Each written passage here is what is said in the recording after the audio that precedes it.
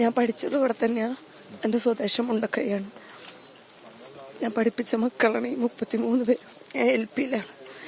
അപ്പം എൻ്റെ കയ്യിലൂടെ കടന്നുപോയ കുട്ടികളാണ് ഇവരെല്ലാം. 13 വർഷമായി ഞാനിവിടെ.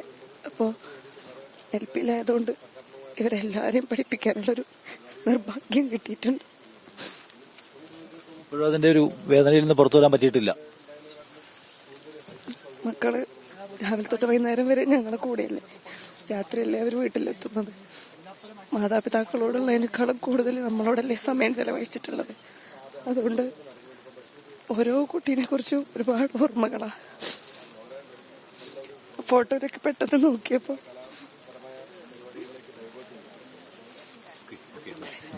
മനസ്സിലാകും.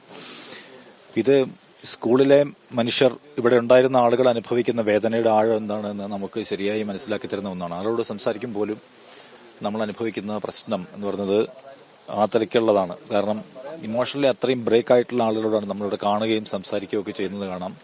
പഠിപ്പിച്ച കുഞ്ഞുങ്ങൾ വീട്ടിലുള്ളതിനേക്കാൾ കൂടുതൽ സമയം ചെലവഴിച്ചത് അവരോടൊപ്പമായിരുന്നു. അപ്പൊ അത്രയും ഒരു ഹൃദയബന്ധം ഉണ്ടായിരുന്ന കുഞ്ഞുങ്ങൾ, അടുത്തറിയാവുന്നവർ, മുഖം മറന്നു പോകാത്ത കുഞ്ഞുങ്ങൾ, അവരെ വീണ്ടും കാണുമ്പോൾ, അവരുടെ ചിത്രങ്ങൾ കാണുമ്പോൾ അനുഭവിക്കുന്ന വേദന എന്താണ് എന്ന് നമുക്ക് ഊഹിക്കാവുന്നതേ ഉള്ളൂ.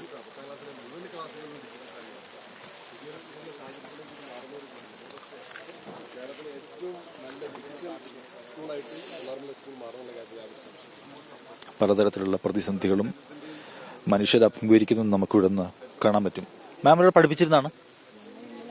അതെ. ഇപ്പം മേപ്പാടിലെ സ്കൂളിലാണ്? അതെ. ഈ കുട്ടികളെയൊക്കെ പഠിപ്പിച്ചിട്ടുണ്ട്. ഞാൻ ഹൈസ്കൂളിലെ ടീച്ചറായിരുന്നു. പഠിപ്പിച്ചിട്ടുണ്ട്. ഇപ്പൊ ഇടയ്ക്ക് ഇവിടെ വരാറുണ്ടോ? വരാറുണ്ട്. ഇവിടെ മാമിന്റെ സ്ഥലം എവിടെയാണ്? ഇവിടെ വയനാട് തന്നെയാണ്. ഞങ്ങൾ ആ സമയം നടക്കുമ്പോൾ ഈ വർഷം ഇങ്ങോട്ടേക്ക് വാടകയ്ക്ക് വീടെടുത്ത് ഇവിടെ താമസം തുടങ്ങിയായിരുന്നു. ഈ കഴിഞ്ഞ ജൂണില് മുതൽ. എത്ര വർഷമായിട്ട് ഇവിടെ പഠിപ്പിക്കുന്നുണ്ട്? 6 വർഷമായിട്ട്. ഇപ്പോ അപ്പുറത്തെ സ്കൂളിലേക്ക് മാറിയ ശേഷം അവരുടെ കുട്ടികളൊക്കെ കുറച്ചൊന്നും ഓക്കെ ആയിട്ടുണ്ടോ? മെന്റലി ഓക്കെ ആയിട്ടുണ്ടോ? ഓക്കെ ആയിട്ടുണ്ട്. എന്നാലും ഒരു വാർഷികം വീണ്ടും ഒരിക്കൽ കൂടി വരുമ്പോൾ എല്ലാ ഓർമ്മകൾ ഇങ്ങനെ വരികയാണ്. നമുക്ക് മറക്കാൻ പറ്റുന്നില്ല കുഞ്ഞുങ്ങളെ ഒരിക്കലും. ഞാനിവിടെ ദുരന്തത്തിൽപ്പെട്ട അന്ന് രാത്രി ഇവിടെ ഇരുന്നപ്പോഴും ഞാൻ നേരെ കണ്ടതാണ് ഈ ദുരന്തം. അതുകൊണ്ട് അന്നും എന്റെ കുഞ്ഞുങ്ങളെ എടുത്തോടുമ്പോ എനിക്ക് എന്റെ മക്കളും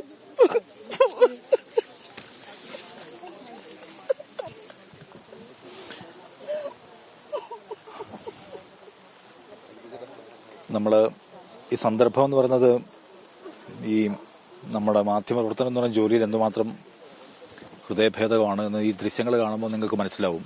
ആളുകളോട് അവരുടെ ഓർമ്മകളെക്കുറിച്ച്, അവരുടെ ഒരു തിരിച്ചറിവിനെ കുറിച്ച് സംസാരിക്കുമ്പോൾ അവർക്കത് പൂർത്തിയാക്കാൻ കഴിയുന്നില്ല എന്നാണ്.